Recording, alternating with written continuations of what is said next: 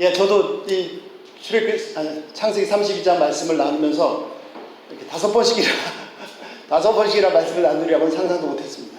아침에 또 너무 참 재밌는 걸 발견했어요. 그 32장이잖아요.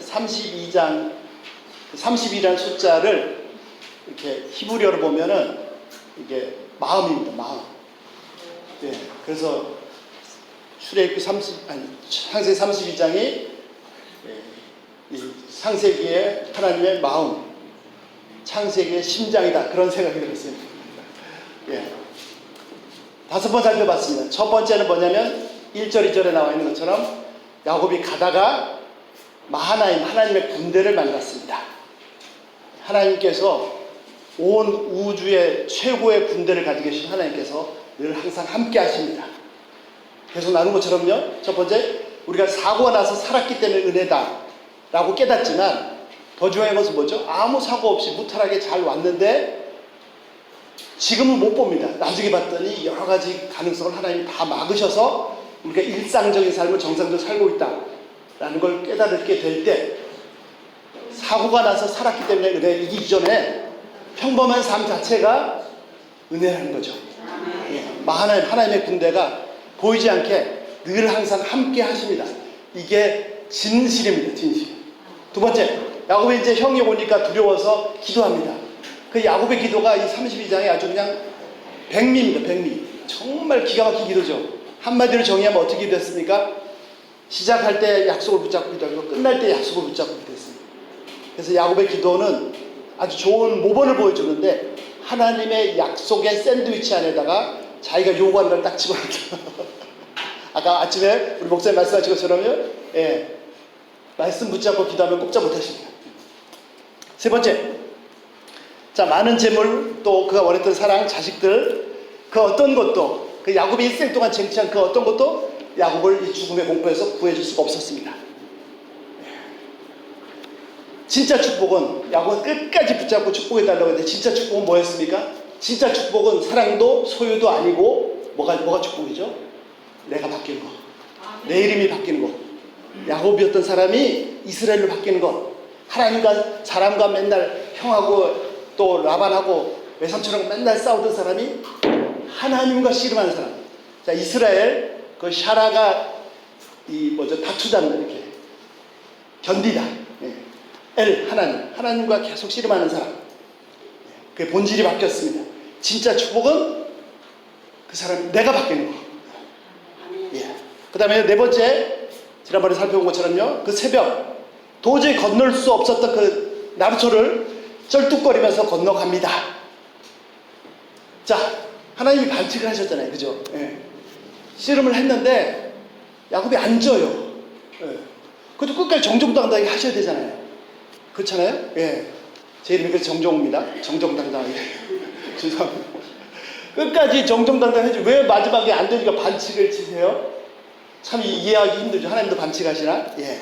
자, 하나님께서 무너뜨리고자 한 것은 야곱의 신체가 아닙니다. 그렇잖아요. 예. 하나님께서 야곱과 붙잡고 씨름하실 때 야곱을 힘으로 누르고자 결정하셨으면 그냥 새끼손가락 끝으로 눌러도 그냥 끝이죠. 그냥 한번 해봤는데 야곱이 끝까지 끝까지. 그래서 나중에 엉치뼈를 치셨죠.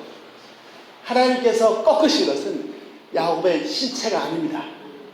그 지독하도록 강한, 죽음이 앞에 있는데도 절대로 무너지지 않는 그 야곱이라는 그 못된 자아를 꺾어버리신 거죠. 야곱이 깨졌습니다. 쩔뚝거리면서 그 약봉나루를 건너가는데 어떻게 해요? 해가, 이건 원어로 보시면 돼요. 번역성에 안 나와 있어요. 해가 그에게 도달하라. 예. 그의 인생에 처음으로 빛이 환하게 비쳤습니다. 자, 다섯 번째, 오늘 브니엘입니다. 브니엘. 야곱이 그곳의 이름을 브니엘이라고 했습니다. 왜 브니엘이라고 했습니까? 자, 브니엘이라는 뜻이 뭐죠? 자, 왜 그렇게 했는지 한번 보실까요? 예. 30절입니다. 30절. 예.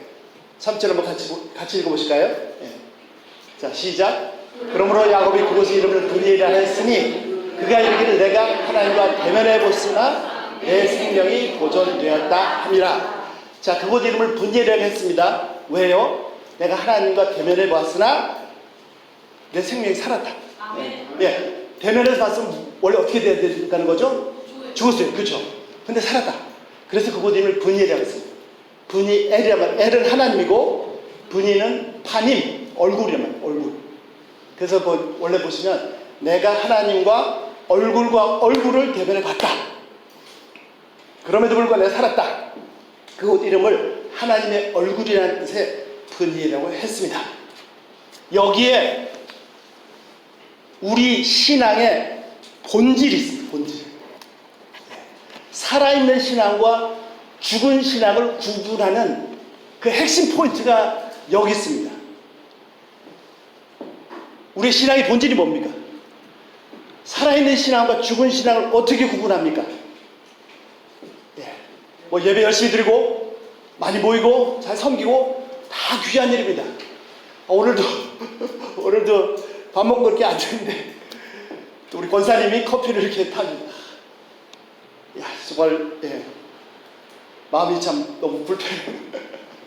예, 하나님께서 섬기라고 보내셨는데 이 목사라는 사람이 그냥 앉아서 커피를 받아놓고 앉아있고 죄송합니다. 하여튼 감사합니다. 더 섬겨야 되는데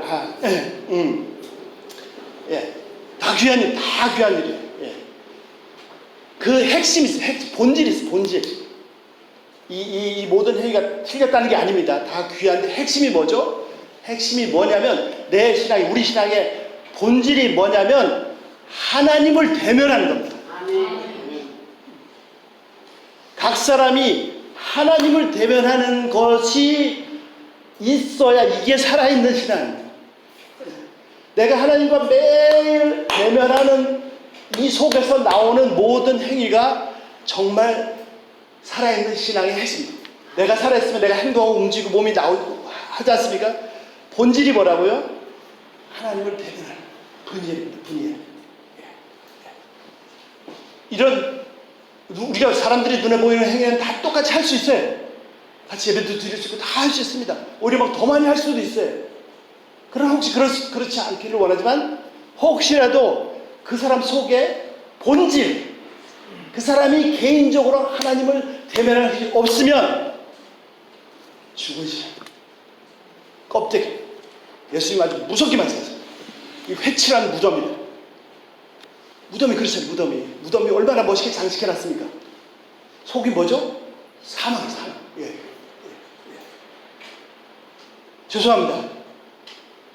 안타까워요. 저희 가운데도 극소수지만 있습니다. 진짜. 그래서 더더욱 기도해야 돼요. 우리가 눈에 보이는 것만으로 판단하지 마. 신앙의 핵심이 뭐라고요? 내가 매일 하나님을 대면하는 거. 예배 가운데, 말씀 가운데, 찬양 가운데. 찬양 우리가 노래가 아니잖아요. 노래인데, 하나님께 드리는 노래인데 곡조가 있는 기도죠. 자, 찬양 인도를 잘하시냐 못하시냐 뭐 다 좋습니다. 찬양 잘하면 더 좋죠. 핵심이 뭐라고요? 그 찬양 가운데, 가사 가운데 내 마음을 담아서 하나님께 올려드리는 그것. 그래서 내 심령이 하나님의 영이 터치가 돼가지고 내가 위로받고 감격하고. 근데 이게 방해하는 게 많아요. 설교도 마찬가지고요. 우리 기도할 때도 마찬가지고 본질은 그 모든 예배 과정 속에서 내가 그분의 얼굴을 배우는 것인데 옆에 저 사람 왜 저렇게 찬양하지? 자꾸 옆에서 끄집어내. 그거 아십니까? 우리의 영혼은요 위로 올라가서 숨쉬기를 원합니다. 그런데 현실은 자꾸 나를 하다못해 사소한 것까지도 나 자꾸 땡겨 내려서 이 현실에 묻어서 질식시켜 숨도 못 쉬어. 옆에 사람들 뭐 일들 사건들 돈 뭐 이런 것들이 자꾸 나를, 심지어는 예배당에 와서도 찬양을 하고 있는데 설교를 듣고 있는데 자꾸 사단은 내 현실의 것들이 자꾸 끄집어 내려가지고 숨도 못 쉬게 질식하게 만듭니다.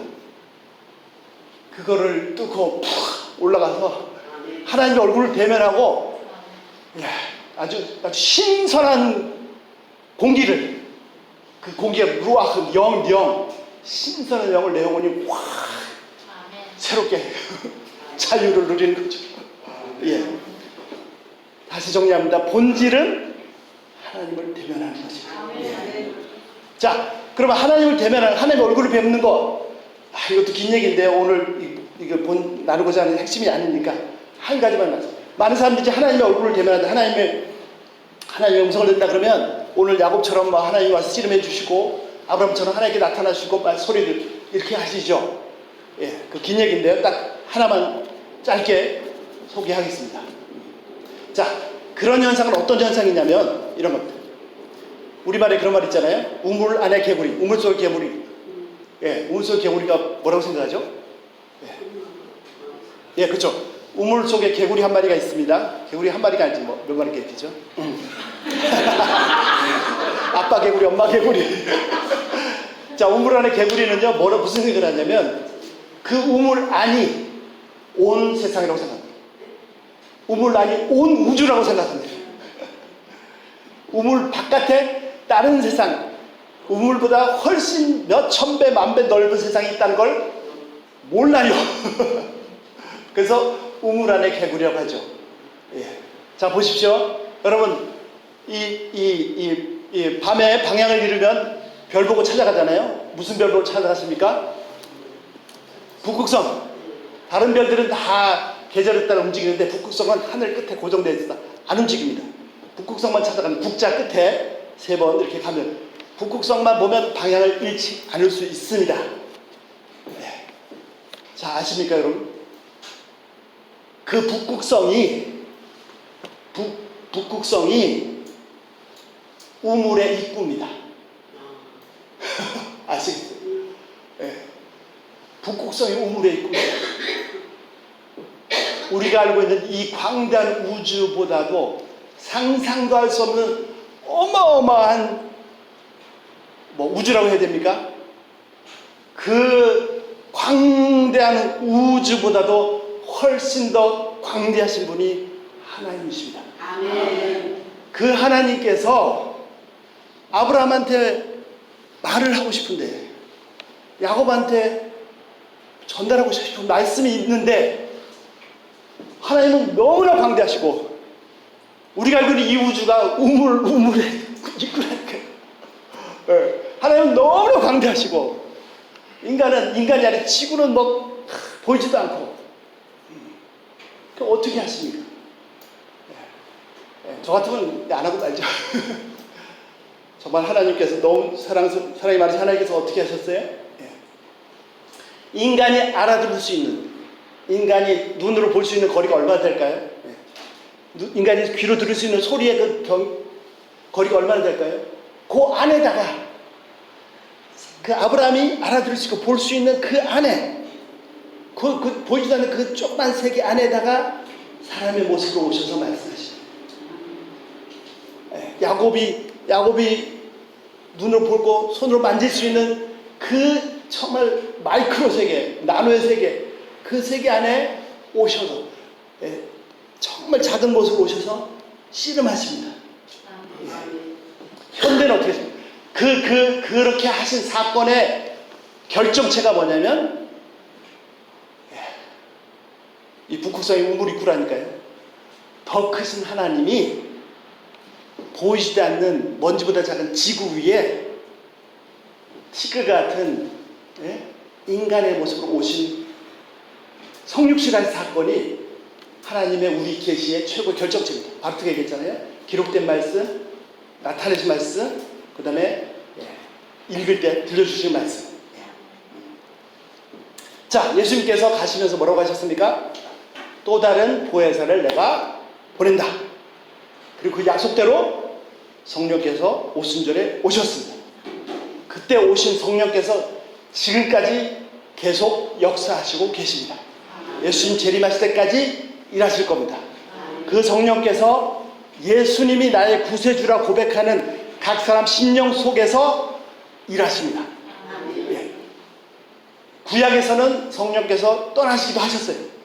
오순절 이후에 예수님을 고백한 사람들 속에 오신 성령은 결코 떠나지 않습니다. 그래서 바울이 주의만 성령을 근심케 만나요. 절대 떠나지 않으세요. 자, 그 성령께서, 우리 각 사람 속에 계신 성령께서 나에게 개인적으로 말씀하십니다. 이것이 야곱이 분이엘에서 하나님을 뵌 것처럼 우리가 하나님을 대면하는 방법입니다. 성령께서 우리 속에서 어떻게 말씀하십니까?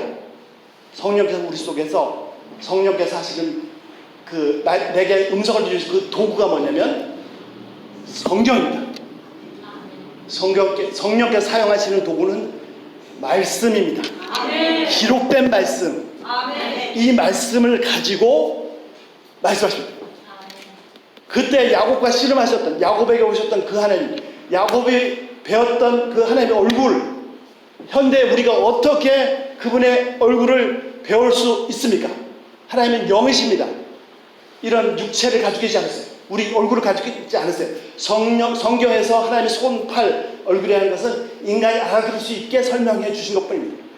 자, 예수님 이후에 성령 시대에 하나님은 우리를 어떻게 만나 주시냐면, 내 안에 그 성령께서 우리가 가지고 있는 이 성경을 통해서 만나 주시고 대면하시고 말씀하시고 그분의 음성을 들려주십니다. 정말 특수한 경우가 아니면, 정말 성경이 없어서 어쩔 수 없는 경우가 아니면, 뭐 하나님을 봤다든지 무슨 음성을 들었다든지 하는 거 100%다 가짜입니다. 절대 그런 거에 미혹되지 마세요. 예수님 당시도 똑같았습니다. 예수님 뭐라고 하셨어요? 이 시대가 악해서 표적과 이적과 기사를 구하는구나. 내가 이 시대에 보여줄 것이 요나의 표적밖에 없다. 그래가지고 정말 요나의 표적에 비교할 수 없는 부활의 능력의 표적을 보여주셨습니다. 이 시대도 마찬가지. 이 시대도 사람들이요, 이 보석보다 더 귀한 말씀보다 여전히 뭔가 봤다, 뭔가 들었다, 이러고 쫓아다니고 있어요. 그거는요, 아기 때, 어릴 때. 자, 어릴 때는요, 아빠하고 엄마하고 이 소통이 잘 안 돼, 커뮤니케이션이 잘 안 되죠. 그럼 어떻게 알아요? 선물이라도 하나 해주면 아빠가 날 사랑하는구나, 엄마가 날 사랑하는구나. 예? 매를 맞아야 되는데 뭐 좋은 맛있는 거 주면 사랑하는구나. 중간 4개체를 가지고 사랑을 확신합니다. 성숙하면 어떻게 되죠? 대화를 하죠, 대화를. 예. 아빠 엄마의 말씀을 듣고 그냥 선물 받고 좋아하는 정도가 아니라 아주 섬세하게 그 사랑이 표현되는 그 고백들이 마찬가지죠. 우리 신앙 애기일 때는 표적과 이적과 기사를 쫓아다니는데, 성숙하면 어떻게 합니까? 이 말씀, 한 말씀이 어떤 선물보다도 더 가슴을 치고 아주 그냥 그분의 사랑이 아주 섬세하게 표현됩니다. 자, 바울이 뭐라고 했습니까? 고린도전서 14장 19절. 그러나 교회에서 내가 남을 가르치게 깨달은 마음으로 5말을 하는 것이 1만 마디 방언을 말하는 것보다 나으니라. 하나님의 얼굴을 배우는 것. 얼굴이 뭡니까? 히브리어로 재밌는 거, 히브리어는 얼굴이 간수가 아닙니다. 그렇죠? 얼굴이 하나인데요. 얼굴이 하나죠. 근데 얼굴이 하나입니까? 얼굴이 수천 가지예요. 사람은 정말 얼굴로 많은 얘기를 합니다. 예. 하나님의 얼굴을 복수. 그분의 얼굴을 배운다는 것은요, 그분의 그 섬세한 마음의 그 사랑의 표현들이 막 나타나는데, 그거를 내가 읽는 거죠. 어떻게 해요? 우리에게 주어진 성경 말씀을 통해서 그냥 읽는 거, 아는 지식도 중요합니다. 2가지 오류를 범하시면 안 되는데요, 성경을 아는 것만 빠져도 안 되고, 그래서 생명이 없는 것만 빠져도 안 되고, 이게 성경을 대충 해석하고 막 은혜 받는 것만 해서도 안 돼요. 단단한 튼튼한 성경에 대한 정확한 지식의 기초에서 거기서 더 나가서 그걸 붙잡고 성령께서 나한테 개인적으로 말씀하시고 그 세미한 음성을 들으셔야 됩니다. 똑같은 말씀을 읽어도요, 어느 날 갑자기 이 말씀 막 그냥 훅 읽어들어요. 제가 가끔 나누지 않습니다. 전 정말 그런 말씀이 있는 줄도 몰랐습니다. 근데 우리 손주 태어나기 전에 이제 임신했다고 출산을 언제 한다고 그런 얘기 듣고 얼마 안 있어서 퀴즈를 하는데, 아침 병가리 시간 하는데 갑자기 이사야 59장 21절 말씀 몇 번 나눴잖아요. 내 영을 너 위에 내 말을 내 입에, 내 말이 내 입에 있는 같이 내 후손의 입에, 내 후손의 후손들의 입에 영원히 있을 것이다 라고 말씀하시는데, 제가 그 말씀이 있는 줄도 몰랐는데 그 순간에 하나님께서 지금 나한테 말씀, 하나님의 영이, 하나님의 내게 주신 이 말씀이 나에게, 내 입에, 내 자손들 위해, 내 또 그 손주들 위해 영원토록 있는다라고 확증시켜 주시거나. 아멘. 아멘.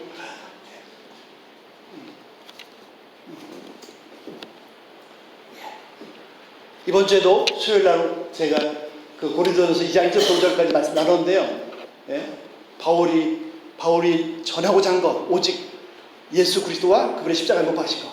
전한 방법, 자기 연약하고 힘들 때 자기의 능력이 말로 하지 않고 하나님의 권능으로, 성령으로 전한 것도 복음이고 전한 방법도 복음이고. 근데 솔직히 제가 개인적으로 은혜 받은 말씀은 3절이었어요. 내가 너희 가운데 있을 때 심히 연약했고 심히 두려워했고 심히 떨어노라. 예, 이번엔 근데 뭐 이거 제 개인적으로 주신 거니까. 예. 자, 제 말씀 요지는 뭐냐면, 이 시대는 어떻게 말씀하신다고요? 성령께서, 내 안에 계신 성령께서 이 성경을 가지고 말씀하십니다. 자, 이것이 신앙의 본질입니다. 그리고 우리가 하나님을 얼굴과 얼굴을 대면하여 보면 첫 번째 어떤 현상이 나타납니까? 내가 하나님을 대면하여서 보면 첫 번째 나타나는 현상이 있습니다. 다시 한번 우리 3절 같이 읽어보시겠습니다. 시작. 그러므로 야곱이 곧 이름을 분이라 했으니 그가 이르기를 내가 하나님과 대면해 보으나 내 생명이 보존되었다.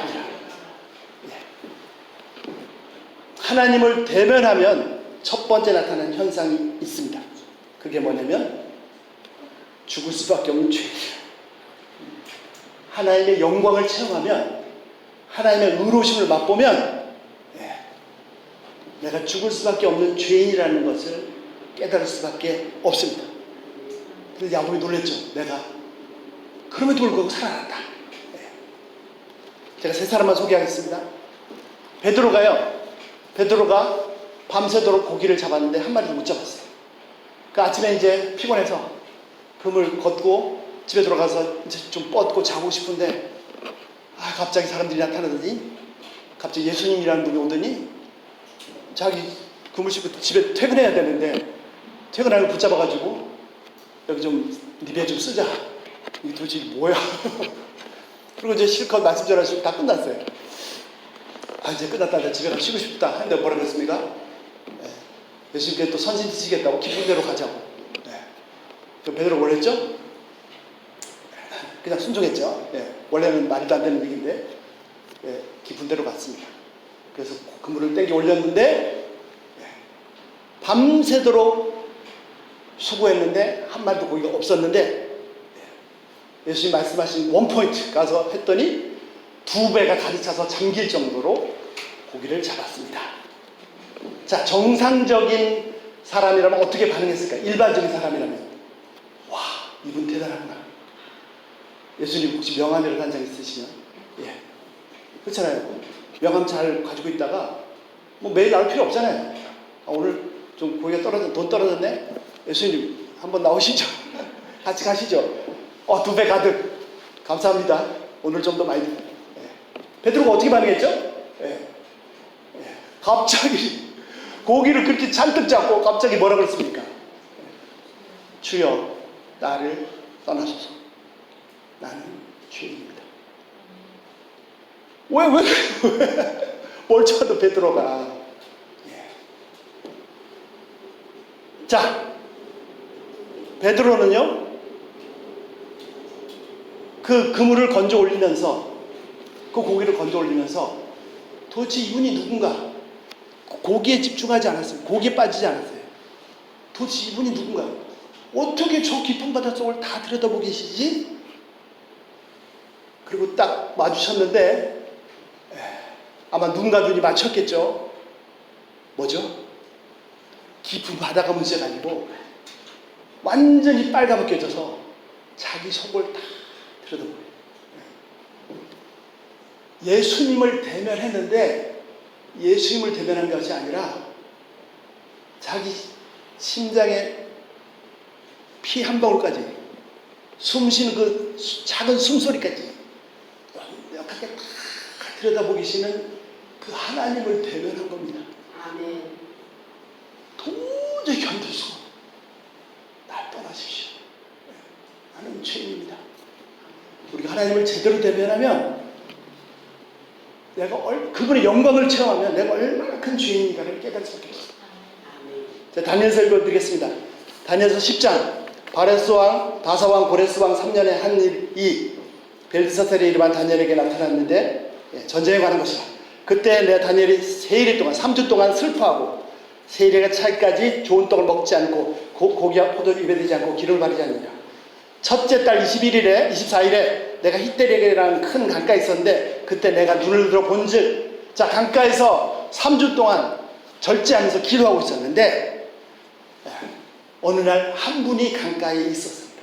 세모파 옷을 입고 계셨고 허리에는 순금으로 된 우바스라는 지역에서 난 특산품 금으로 된 띠를 띠고 있었습니다. 그의 몸은요 푸른빛 띠는 초록색빛 띠는 보석 옷과 같고 얼굴은 번갯빛 같고 그 눈은 횃불 같고 그 팔과 발은 빛난 롯과 같고 그 말소리는 많은 무리의 소리와 같더라. 이 환상을 다니엘 홀로 보고 옆에도 기도하는 사람들이 있었어요. 근데 아무도 못 봤어요. 다니엘 혼자 봤습니다. 나와 함께한 사람들이 이 환상 보지 못했어도 그들이 벌벌벌 떨면서 다 도망가서 숨었습니다. 그리고 나만 홀로 있어서 이 환상을 볼 때 어떻게 해요? 자, 죄인이 하나님을 대면했습니다. 그때 어떻게 해요?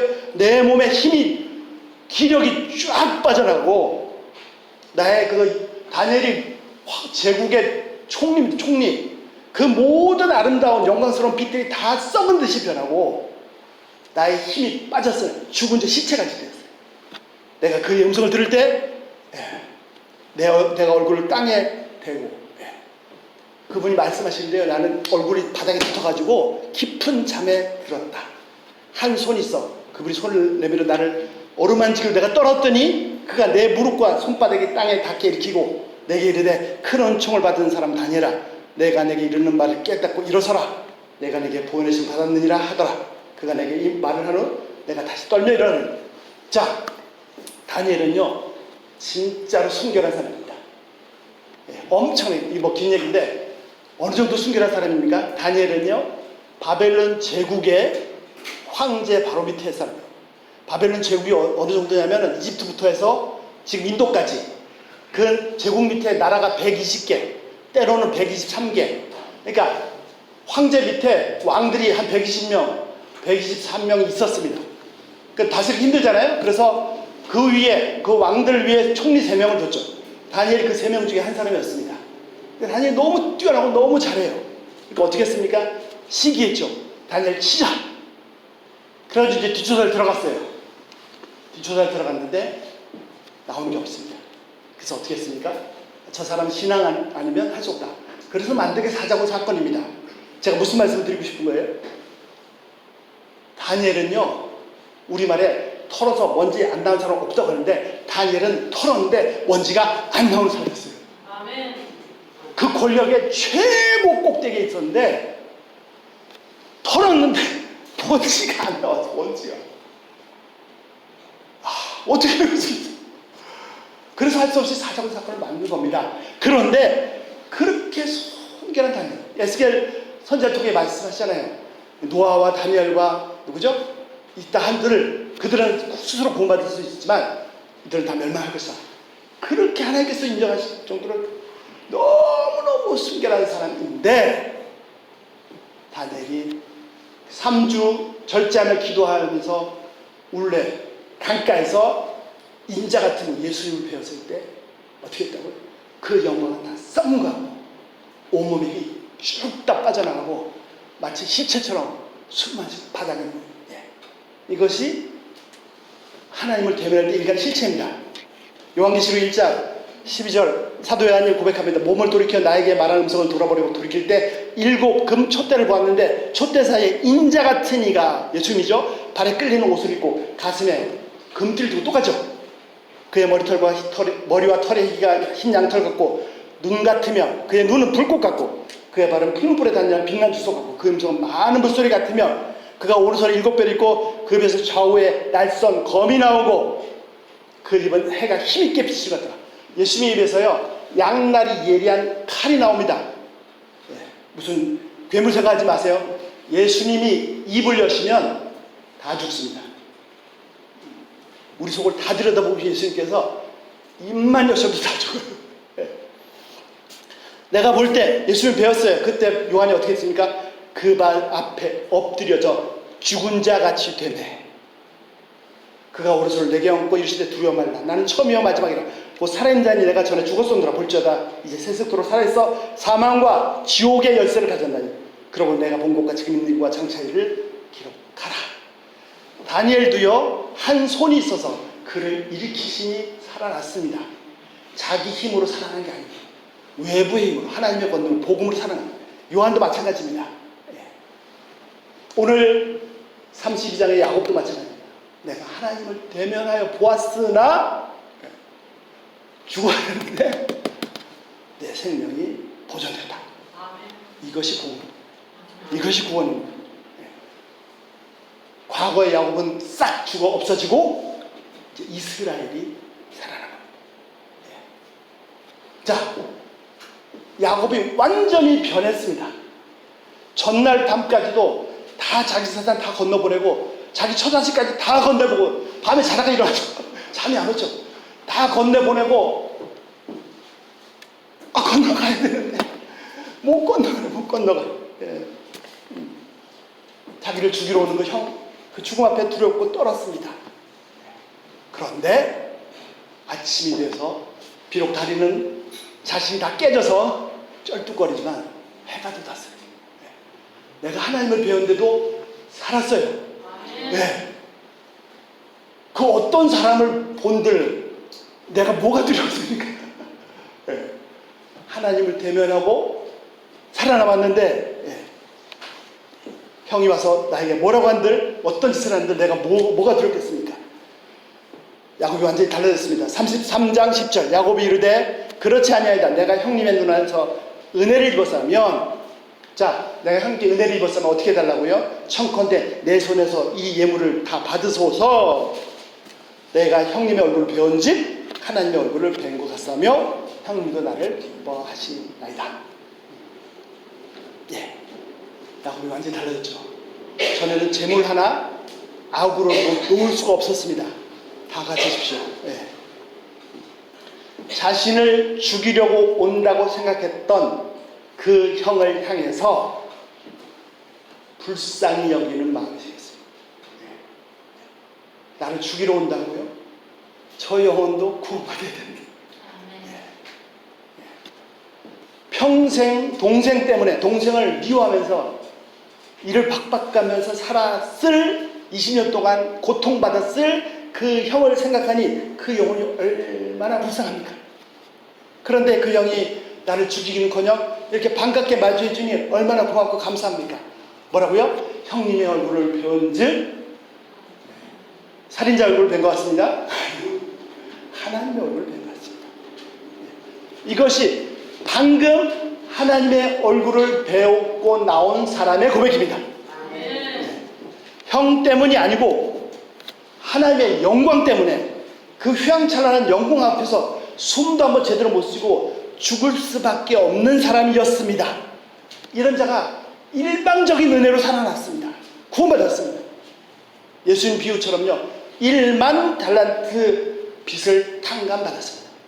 대충 계산 1만 달란트 그 대충 계산하면요 지금 현대 대한민국 국방 예산 정도 되는 돈 1만 달란트 그 빚을 싹 탕감받은 거죠. 실감 안 나시죠?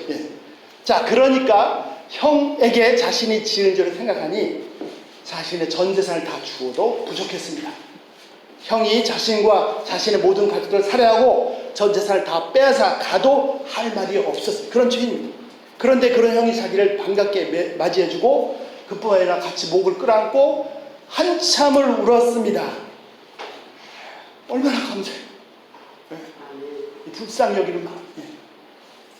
창세기 34장 3절 자기는 그들 앞에 나아가 야곱이 나가되 몸을 7번 땅에 굽혀 그 형에 가까이 가니 4절 에서가 달려서 그를 맞이하여 안고 목을 어긋맞추고 그의 입 맞추고 서로 우니라. 야곱은 진심으로 그 전날까지는 살아남으려고 예물을 준비했어요. 진심으로 막 억지로 넘겼어요. 다 가져가세요. 예. 하나님께 맞아서 깨져서 다리를 쩔뚝거리며 걸었지만 그에게는 인생 처음으로 환한 햇빛이 밝게 비쳤습니다. 영화의 멋진 한 장면 같지 않습니까? 그는 더 이상 야곱이 아니고 야곱, 사람과 겨루는 사기꾼 형과 싸우고 라반과 싸우는 사람이 아니라 그래 뭐 알아서 해 하고 어떻게 해요? 사람 앞에서는 잘해주고 어떻게 뒤에 가서 하나님 것이라는 거죠. 형이 이래요. 하나님과 겨루는 사람. 더 이상 야곱이 아니고 누구라고요? 이스라엘이 되었습니다. 저는요 사람들의 불신앙에 분노하는 사람이었습니다. 예. 뭐 이런 얘기 지금 말하는 게 좀 창피한데요. 예. 목사님들이 너무 돈 좋아하시는 거 보면 그냥 막 속이 부글부글 그러죠. 아니, 그만하겠습니다. 하여튼 속이 부글부글 끓었어요. 아니 난 돈 좋아한다고 노골적으로 말씀하시면 어떻게 해요? 목사님 성경에 뭐라고 했어요? 보는 사람이 일만하게 뿌리라. 제가 야곱처럼 하나님을 제대로 못 뵌 거죠. 하나님을 얼굴을 대면하여 뵈야 하는데 그저 사람들이 얼굴만 보고 있었습니다. 하나님의 영광을 제대로 경험하지 못하니 자신이 얼마나 시커먼 죄인인지 알지 못한다. 그리고 이제 다른 시커먼 정죄하는 거예요. 자기가 얼마나 시커먼지 모르고 전 시커먼 아이고. 자, 혹시 그 간증 보셨는지 모르겠어요. 그 뉴 코리아 처치라는 교회가 있습니다. 거기에 김은진 사모님이라는 젊은 사모님이 있습니다. 북한에서요 조상 대대로 하나님 섬겨온 그런 가정입니다. 그래서 어릴 때는요 집에 손님들이 오면 자기 밖에서 마당에서 놀았대요. 그럼 어떻게 해요? 집 안에서는 조용히 예배드리고 찬양하고 그러다가 놀다가 이상한 사람이 오면 쫓아가서 그렇게 신앙생활 했답니다. 근데 결국은 다 잡혀 죽고 부모님도 할머니도 뭐 진짜 삼촌도 다 잡혀 죽고 자신은 저 어디 함경도 산골로 쫓겨났다가 정말 기적적으로 하나님의 은혜로 살아서 대한민국에 와서 교회를 하고 사모님 되셨습니다. 그 사회자가 물어봐요. 사모님 젊은이에요. 한 40대? 모르겠어요. 정확히 모르겠어요. 나이를 안 나고. 사모님한테 북한이란 어떤 존재입니까? 저 같았으면요 철천지 원수. 다 죽였어. 다 죽였어. 근데 뭐라고 했냐? 이 젊은 사모님 참 신기해요. 북한은 어떤 존재냐? 차마 손 놓아 버릴 수 없는 자식 같은 존재. 말썽 피우는 자식이라고 해서 내 자식이 아닌 것이 아니잖아요. 통일돼야 될 때까지 가슴에 품고 기도해야 되는 그런 아픈 존재입니다. 이게 하나님의 성품입니다. 하나님의 마음. 그래서 그분이 특출한 게 아니고요. 항상 하나님의 얼굴을 뵈니 그 하나님의 성품이 저절로 나타날 수밖에 없습니다. 하나님의 성품이 그 속에 배어 있는 거죠. 자, 회개란 뭡니까? 회개란 뭐죠? 아까도 말씀드렸죠. 정말 현실은 나를 가만히 놔주지 않았어요. 심지어 예배드리고 있는 중간에도 온갖 이상한 생각들이 나를 자꾸 현실에 끄집어내려서 가까운 뭐 제일 가깝다는데 이게 남편, 아내, 이게 남편이지 내 편이지 별의별 사건들, 일들 자꾸 현실 속에 끄집어내려서 질식시켜 숨도 못 쉬게 합니다. 어떻게 숨을 쉴 수 있습니까? 위를 볼 때, 물 밖으로 나와서 하나님의 얼굴을 대면할 때 정말 새로운 공기가 그 영이 새롭게 하십니다. 회개가 뭡니까? 회개가 다른 게 아닙니다. 내가 계속 나도 모르게 본능적으로 계속 사람들의 얼굴, 현실의 얼굴만 보고 있던 그 얼굴을 돌이켜서 하나님의 얼굴을 보는 것, 하나님을 얼굴과 얼굴로 대면해서 만나는 것, 분이엘, 이게 참된 회개입니다. 우리는요 늘 하나님을 대면해서 분이엘, 그러나 내 생명이 보존되었다, 그분의 십자가의 은혜로, 그분의 의로 사는 사람입니다. 그분의 은혜로 사는 사람입니다. 여러분 기도합니다. 우리 한 분 한 분, 저도 더 간절히 기도합니다.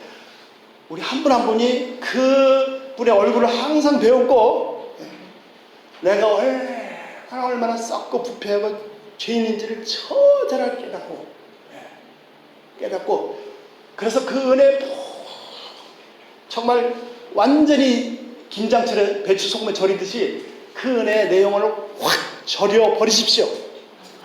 그러면 원수도 사랑하게 되고요, 원수의 얼굴을 배운즉 하나님의 얼굴을 배웠어요. 불쌍히 여기는 하나님의 심장을 갖게 됩니다. 우리는요 나는 죽고 없고 내 안에 예수께서 사시는 그런 사람입니다. 바울이 하나님을 더 알아갈수록 어떻게 해요? 자기는 죄인 중에 괴순이라, 죄인 중에 괴순이라. 그런데 사도 바울이시여 하면은 괴로워서 못 견디는 이것이 경건의 본질입니다. 어느 누구도 정죄할 수 없고 다만 불쌍히 여길 뿐이죠. 은혜를 베풀어 주시옵소서. 내가 그 은혜에 푹 잠기게 되면 그 어떤 사람도 요셉처럼 다 가슴에 품고 품을 수 있고, 자, 품고 끝나면 안 됩니다. 이건 금방 터져요. 금방 본성이 드러납니다. 어떤 사람도 품고 어떻게 해요? 다시 하나님 앞으로 그분의 얼굴을 배우려고, 그 사람 얼굴 뵙고 다다다다다다 하는 그 사람을 품고 어떻게 해요? 하나님의 얼굴을 배우려고, 다시금 하나님의 보좌 앞으로 나갑니다. 그들의 예수님께서 모든 인류의 죄를 그 죄인들의 가슴에 품고 겟세마네 동산, 하나님의 공의의 심판의 포도주 틀이 쥐어 짜지는 그곳, 깊은 곳으로 예수님께서 나가셨던 것처럼 우리들도 한 사람 한 사람을 마음에 품고, 오늘도 또 아침부터 한마디 해가지고 내 가슴을 찢어놓는구나. 그 사람 품고 어떻게 해요? 다시 겟세마네 동산으로 나도 예수님처럼, 주님, 그 동산 깊은데 예수님 옆자리로 같이 나가시기를 기도합니다. 이제는 판단하고 정죄하는 대신에 그들의 마음 담고 그 보좌 앞에서 하나님의 마음, 정말 불쌍히 그 은혜로 충만케 하시기를 기도합니다. 기도하겠습니다.